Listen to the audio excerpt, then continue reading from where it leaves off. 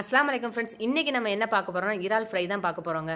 இறாலை நல்லா கழுவி அது சென்டரில் இருக்க கழிவெல்லாம் நீக்கி அதுக்கப்புறம் அதில் வந்து இஞ்சி பூண்டு பேஸ்ட்டு, மஞ்சத்தூள், கரம் மசாலா தூள், மிளகாத்தூள், தயிர், எலுமிச்சம்பழச்சாறு, உப்பு இதெல்லாம் போட்டு நல்லா மேக்னேட் பண்ணி ஊற வச்சுருங்க.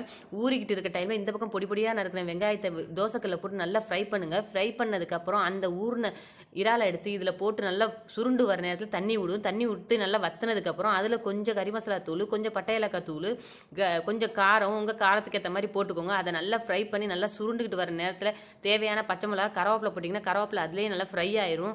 அதுக்கப்புறம் நீங்கள் வந்து எலுமிச்சம்பழத்தையோ நீங்கள் வந்து கொத்தமல்லி தூவி நீங்கள் சாப்பிட்டீங்கன்னா உண்மையிலே செம்மையாக இருக்கும். ட்ரை பண்ணி பாருங்கள், சூப்பராக இருக்கும். என்னோட வீடியோ உங்களுக்கு பிடிச்சிருந்தா சப்ஸ்கிரைப் பண்ணுங்கள், லைக் பண்ணுங்கள், ஷேர் பண்ணுங்கள்.